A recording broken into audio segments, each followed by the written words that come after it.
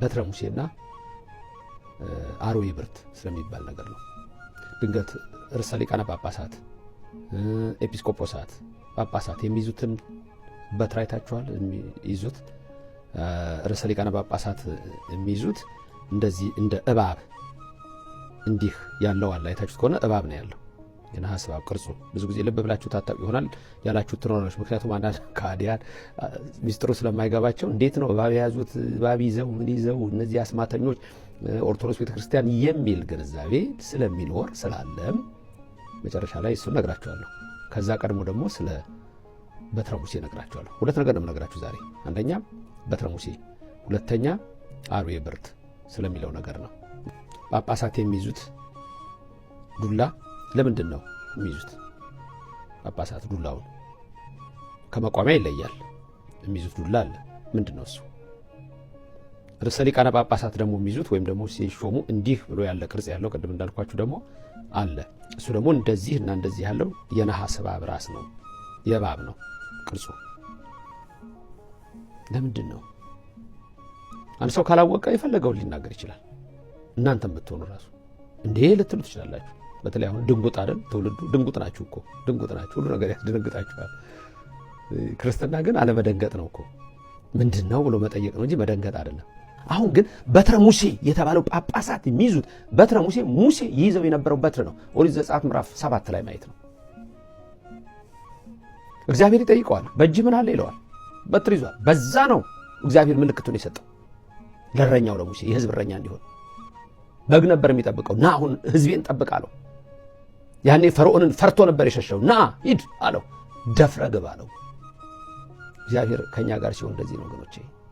እና ይሄ በትረ ሙሴ ማለት ሙሴ የያዛት በትር እንደውም ምልክት ሰጥቶት አንዴ ወደ እባብ ተለውጣ እንደገና ሲይዛት በትር የሆነችዋ ወይም ዱላ የሆነችዋ ወይም እንጨት የሆነችዋ የሙሴ በትር ነች። ሌላ በትር አለ፣ የአሮን አለ።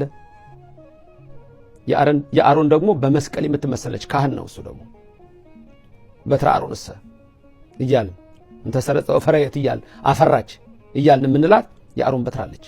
እሷ ደግሞ ሌላ ሚስጥር አላት። እሷን በሌላ ጊዜ ከመቤታችንም ጋር ተገናኝቶ እንማረዋለን። አሁን ግን የፈለግኩት ጳጳሳት የሚይዙት ያ ምን ተብሎ ነው የሚጠራው? በትረ ሙሴ። ሙሴ ይይዝ የነበረውን በትር አምሳል ይይዛሉ። እረኞች ስለሆኑ ይዙታል።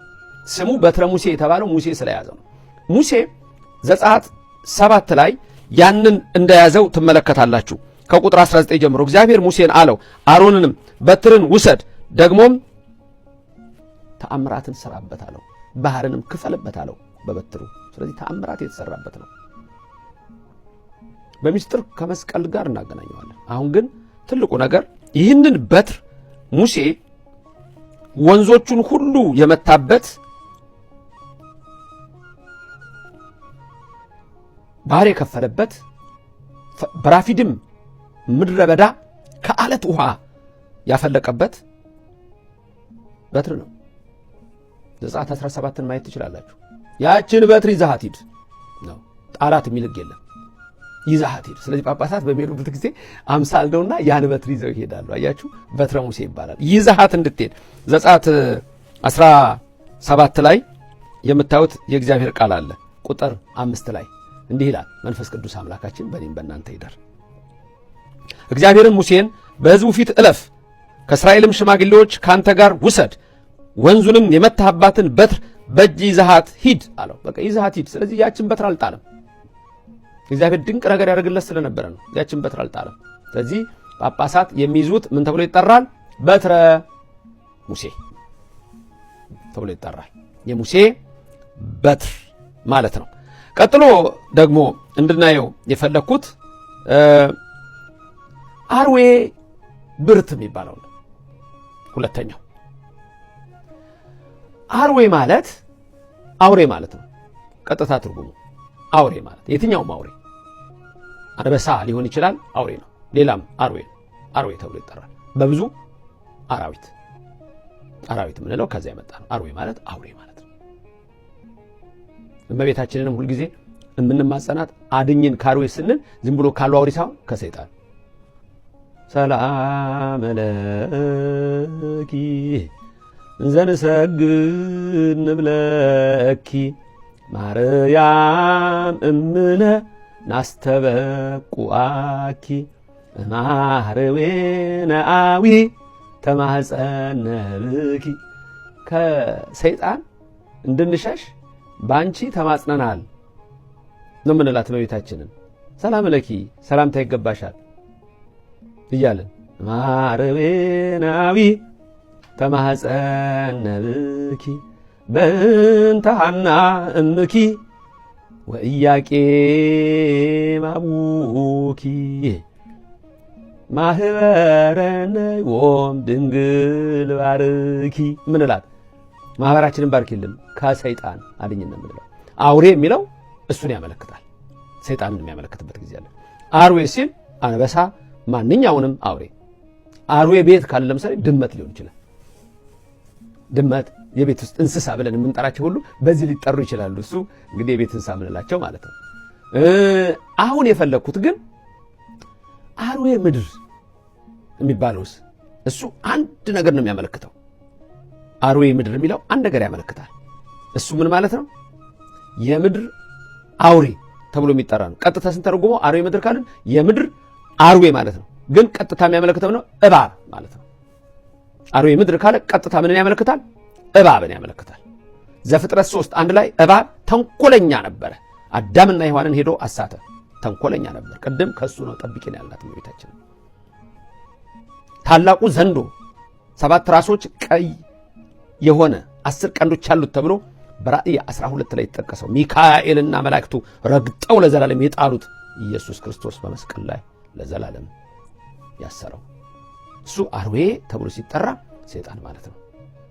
ስለዚህ እባብ አሁን ስናየው ክፉ ነገር ነው። አዳምና ሔዋንን ያሳተ ነው። እመቤታችንን ከሱ ጠብቂም ብለናል። ታዲያ ርዕሰ ሊቃነ ጳጳሳት የሚይዙት ላይ እባብ ያለው እዚህ የሚይዙት በትር ላይ እንዴት ነው ብላችሁኝ ካላችሁኝ ይሄኛው እነሱ የሚይዙት እባብ የነሐሱ እባብ ነው እንጂ ያመርዛሙ እባብ አይደለም።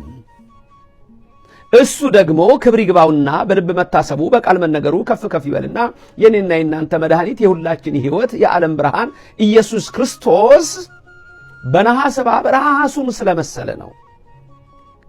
ታሪኩን የምታገኙት ኦሪት ውስጥ ነው። ክርስቶስ በዛ እንደመሰለ የምታገኙት ወንጌል ውስጥ ነው። ያ በኦሪት ዘኍልቍ ላይ የተጻፈው ምዕራፍ 21 ላይ በምድረ በዳ እያሉ በሐራሴቦን ምድረ በዳ ሕዝቡ እግዚአብሔርን አስቀይመውት እዚህ እኮ መና የሰጠን ምድሩ ከምድር እነሆ ቦታው ከፍ ቢል ከሰማይ ዝቅ ከምድር ብቅ ቢል ነው ብለው እግዚአብሔርን ባሙት ጊዜ እግዚአብሔር ቆላ ውስጥ አውርዶ በሐራሴቦን ሰጣቸው። ግን በመቅሰፍት መታቸው። ባፋቸው እየበሉ ባፍንጫቸው ትል ሆኖ ወጣ። ሁሉም በነዘረ እባብ ተነደፉ ይላል። አለቀሱ፣ ጮሁ። ሙሴ ሙሴ ሙሴ እባክህን አጥፍተናል፣ በድለናል፣ እግዚአብሔርን አስቀይመናል፣ አንተንም አምተናልና ጸልይልን አሉት። የቅዱሳን ጸሎት በረከት አለው። የሙሴ አምላክ ከኔና ከእናንተ ጋር ይሁን። በሙሴ ልመናም ይቅር ይበላል። አያችሁ፣ እግዚአብሔርን በድለው ቅዱሳን የሚበድሉ ሰዎች የበዙበት ነው። ይቅርታ እንኳን አይጠይቁም። እነዚህ ሰዎች ግን ወዲያውኑ እግዚአብሔር የማራቸውም ተመልሰው ሙሴ እግዚአብሔርን ሰድበነዋል፣ አምተነዋል፣ አንተንም አምተናል፣ ሰድበናል፣ ይቅር በለን ጸልይልን አሉ። እንግዲህ ተመልከቱ፣ እግዚአብሔር እንደዚህ ነው ቶሎ ምሕረት የሚያደርገው። ሙሴንም እግዚአብሔር አናገረው። ሙሴ የነሐስ እባብ ስራና በምድረ በዳው ስቀል አለው። ያ አርዌ ብርት ተብሎ ይጠራል። ያ አርዌ ብርት የተባለው የነሐስ እባብ እንደማለት ነው። ተመልከቱ፣ ቅዱስ ዮሐንስ በወንጌሉ ምዕራፍ 3 ላይ ቁጥር 14 ላይ የጠቀሰው ትዝ ይላችሁ እንደሆነ ወበከመ ሙሴ ሰቀሎ ለአርዌ ምድር በገዳም ከማሁ ብሎ የሚናገረው ቃል አለ። እሱም እንዲህ ይላል፣ ሙሴ በምድረ በዳ እባብን እንደሰቀለው የሰው ልጅ እንዲሁ ይሰቀላል። ያመነበት ሁሉ ለዘላለም ሕያው ሆኖ እንዲኖር እንጂ እንዳይጠፋ እግዚአብሔር አንድያ ልጁን ቤዛ አድርጎ እስኪሰጥ ድረስ ዓለሙን እንዲህ ወዶታልና ያመነበት ሁሉ እንዳይጠፋ የዘላለም ሕይወት እንዲያገኝ ይላል። ክብርና ምስጋና ለእግዚአብሔር ይድረሰው። ልክ በምድረ በዳ እንደተሰቀለው እባብ ክርስቶስ ይሰቀላል አለ። ያ የሙሴ የነሐሱ እባብ ምሳሌነቱ ለኢየሱስ ክርስቶስ ነው። እንዴት? የነዘሩ እባብ ነደፋቸውና ገደላቸው። ታመሙ፣ ብዙዎች ሞቱ፣ የጸናባቸው በድንኳናቸው ተኙ። ከዛ ሙሴን ምን አለው? የነሐስ እባብ ስራና ስቀል፣ ከዛ ስትመታው የጸናባቸው በድንኳን ውስጥ ያሉት ድምፁን ሰምተው ይድናሉ። መጥተው ያዩት ደግሞ ይፈወሳሉ። ሙሴ የነሐሱን እባብ በምድረ በዳ ሰቀለው። የዛን ጊዜ እነሆ ድምፁን ሲሰሙ በድንኳን ውስጥ የጸናባቸው እዛው ተፈወሱ። አጠገቡ መጥተው ያዩትም የነበሩ እዛው ተፈወሱ። የነሐሱ እባብና ያኛው እባብ የነደፋቸው እባብ መርዛማ ነው። ልብ በሉ። የነደፋቸው እባብ ምንድነው? መርዛማ ነው። የነደፋቸው እባብ ምንድነው? ገዳይ ነው። የነደፋቸው እባብ ምንድነው? ነዘር ነው። የነደፋቸው እባብ ምንድነው? በሽተኛ ነው ያደረጋቸው። ሙሴ የሰቀለው የነሐሱ እባብስ ፈወሳቸው፣ አዳናቸው፣ ወደ ቀደም ሕይወታቸው መለሳቸው። ያ ማለት የነሐሱ እባብ ኢየሱስ ክርስቶስ የተመሰለበት ነው። ያኛው ዲያብሎስ የተመሰለበት ነው።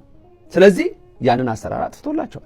ታዲያ ሙሴ በምድረ በዳ እባብ እንደሰቀለ የሰው ልጅ ይሰቀል ዘንድ እንዲገባዋል ብሎ ራሱ የጌቶች ጌታ የነገስታት ንጉሥ የአማልክት አምላክ የድንግል ልጅ የአብ ልጅ ኢየሱስ ክርስቶስ በወንጌሉ እንዲህ የሚነግረን ዮሐንስ ወንጌላዊ ይሄንን የሚጽፈው ዮሐንስ ወንጌል ምዕራፍ 3 ቁጥር 14 ላይ የተጻፈው ምንድነው የሚለው? ሙሴ በምድረ በዳ እባብ እንደሰቀለ የሰው ልጅ ይሰቀላል ነው ያለው። ልክ ሙሴ የሰቀለውን ያኛውን እባብ አይደለም ክርስቶስ የመሰለው፣ ሙሴ የሰቀለውን ነው። ሙሴ የሰቀለውን የነሐስ እባብ መርዝ የለውም። ኢየሱስ ክርስቶስ ኃጢአተኛ ሳይሆን ኃጢአተኛ ተብሎ ተሰቀለ። እንግዲህ ለኔና ለናንተ አያችሁ፣ ኃጢአተኛ ሳይሆን ኃጢአተኛ ተብሎ ተሰቀለ። ስለዚህ ርዕሰ ሊቃነ ጳጳሳት የሚይዙት የእባብ ቅርጽ ያለው ያኛው ነዳፊው እባብ አይደለም። እንደዚህ አድርጎ አዳነን ክርስቶስ ኃጢአተኛ በደለኛ ተብሎ የኔና የናንተ አምላክ አዳነን ሲሉ ያንን በትር ይይዙታል። ምልክት ነው። ሰይጣን ሲያዩ ይደነግጣል እንጂ ምንም ሌላ ነገር። እባብ እኮ በራሱ እባብ በራሱ በተፈጥሮ ክፉ ነው ማለት አይደለም።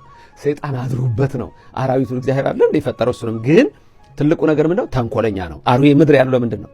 ሁሉም እኮ አርዌ ምድር ናቸው አይደል? እሱን ግን ለምንድን ነው ለብቻ ለይቶ አርዌ ምድር ያለው? በሆዱ ነው የሚሳበው። ምድር ላይ በሆዱ ነው የሚሳበውና ገባችሁ? ለምን እንደሚይዙት ጳጳሳቱ? አንደኛ ምንድን ነበረ? በትረ ሙሴ። ለምን እንደሆነ እሱን አይታችኋል። ባህሩን የመታበት ይዛት የተባለው ከአለት ያፈለቀበት የእረኝነት የማዳን የእግዚአብሔርን ሚስጥር በዛ ውስጥ ይዟል።